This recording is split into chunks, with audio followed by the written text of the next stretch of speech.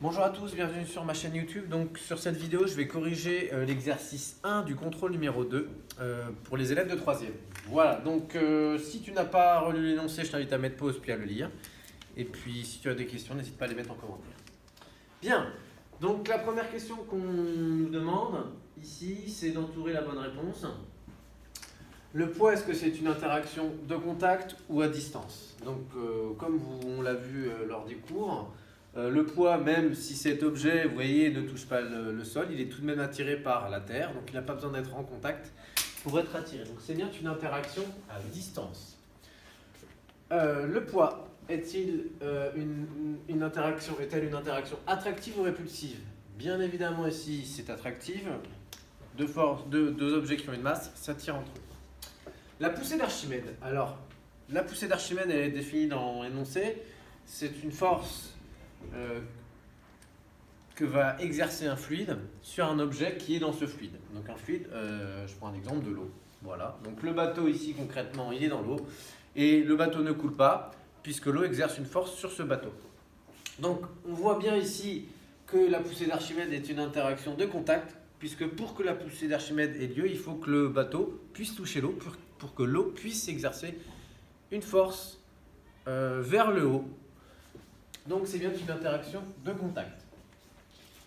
Le bateau, lui, il aurait tendance à vouloir tomber. Or, l'eau exerce une force, la poussée d'Archimède, pour le maintenir et le faire flotter. Donc cette force exercée, c'est une force exercée vers le haut. C'est donc une force répulsive. Car le bateau aurait tendance à tomber suite à la gravité, mais il ne tombe pas, donc c'est bien une force répulsive. Bien, passons à la question 2. Sachant qu'un méganewton correspond à 1 million de newtons, convertir le poids du bateau en newtons. Alors, on nous donne ici le poids du bateau qui vaut 600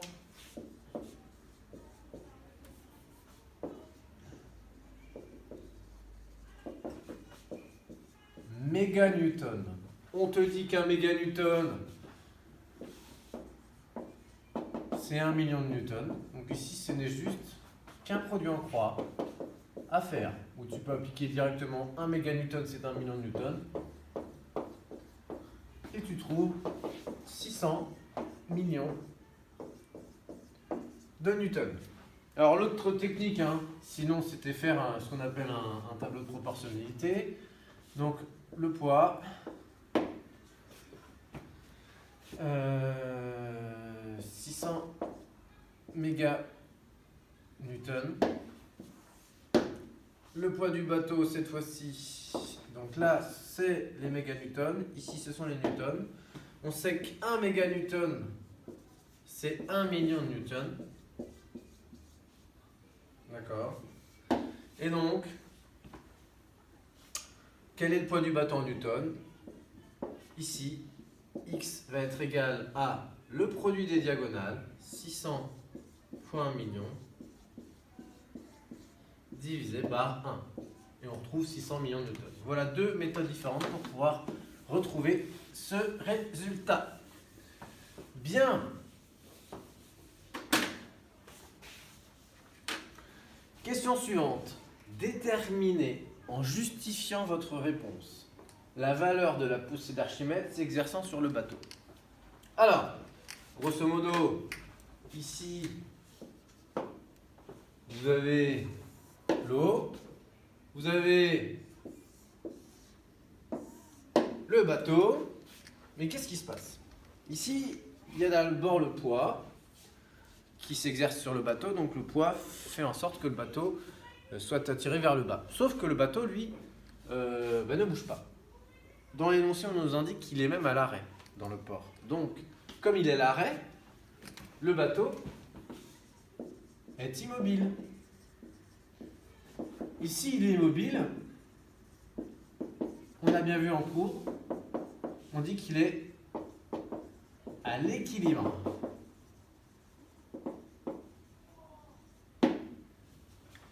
Et lorsqu'il est à l'équilibre, ça veut dire que les forces qui agissent sur le bateau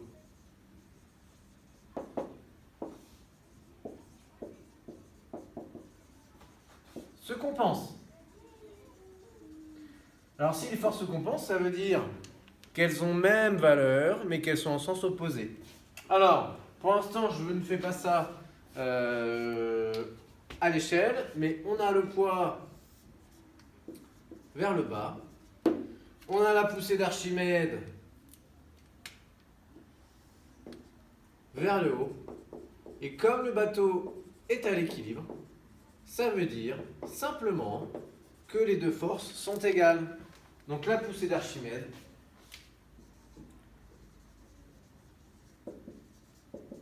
ici a pour valeur la même valeur que le poids, c'est-à-dire 600 millions de newtons. Voilà. Donc il n'y a même pas de calcul ici en fait. Bien, on passe à la question suivante.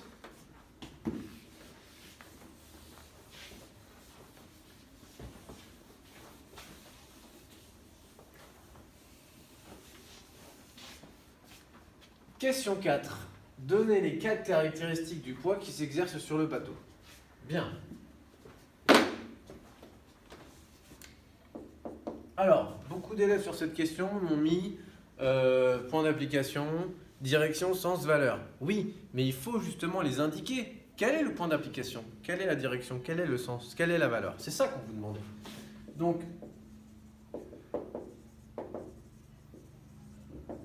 pour le poids,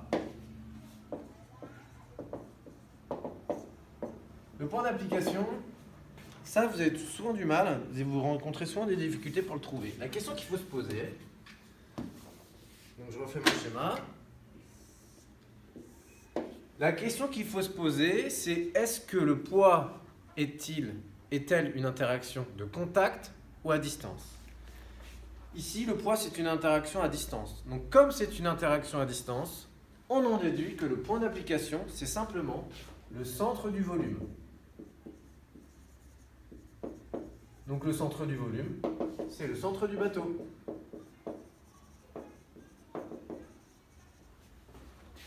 Voilà. Deuxième caractéristique, la direction. Alors, ne confonds pas la direction et le sens. Il te sera peut-être plus facile de déterminer le sens tout d'abord et après la direction. Donc, en fait, le sens, le poids attire le bateau vers le bas, donc le sens, c'est vers le bas.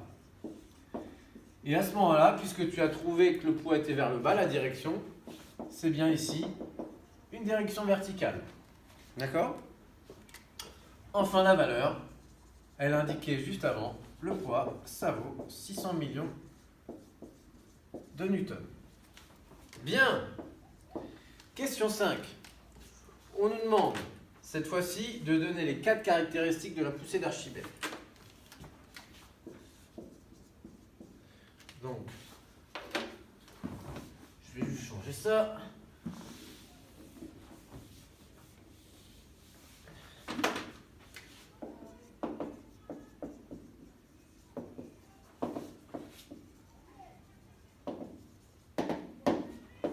Alors, point d'application.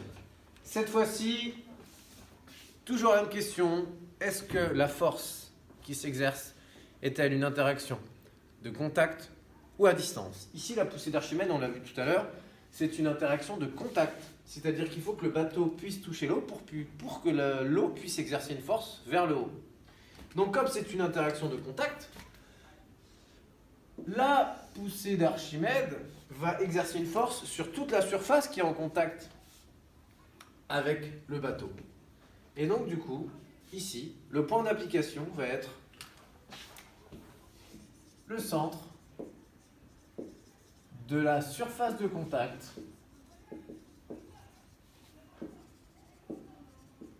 entre le bateau et l'eau. Donc, ici, on va prendre ce point-là.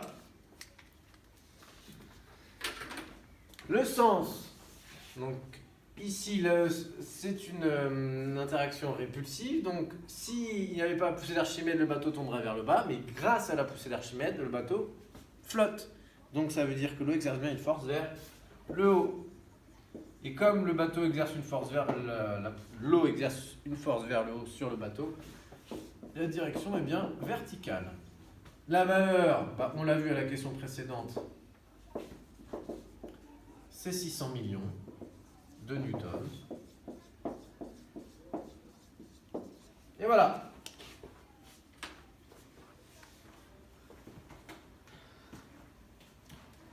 Bien, question 6. Représentez le poids en bleu ou en noir, la poussée d'Archimède en rouge ou en vert sur le schéma ci-contre en utilisant l'échelle suivante.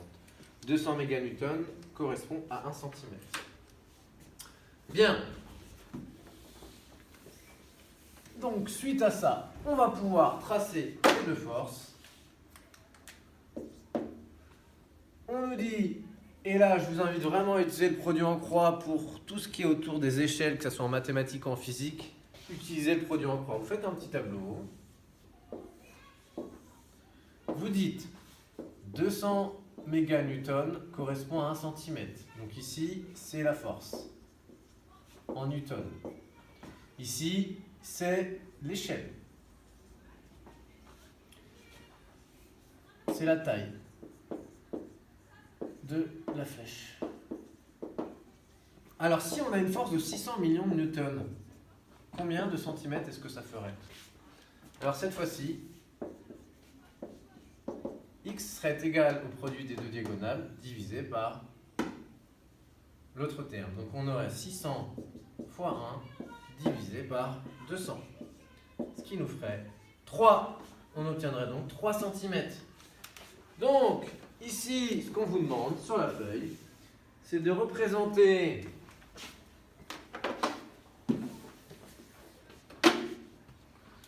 au centre du bateau le poids vers le bas. Alors, on nous indiquait le poids, c'est en bleu ou en noir. Vous faites une longueur de 3 cm. Alors ici, je vais prendre ici. Bien sûr, ça va pas être à l'échelle, puisque bon, la feuille, elle est plus petite que ça. Hein, mais vous faites bien une flèche d'une longueur de 3 cm vers le bas. Et pour la poussée d'Archimède, attention au point d'application, le centre de la surface de contact. Vous faites une flèche vers le haut. Pareil. D'une longueur de 3 cm. Vous indiquez qu'ici, c'est la poussée d'Archimède.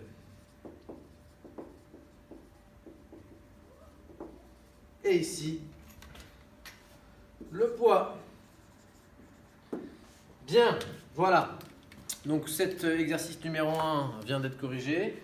S'il y a des choses que tu n'as pas comprises, n'hésite pas à revenir en arrière ou à me poser des questions dans les commentaires ou à revenir vers moi au collège. Voilà. Et bien à bientôt. Allez, au revoir.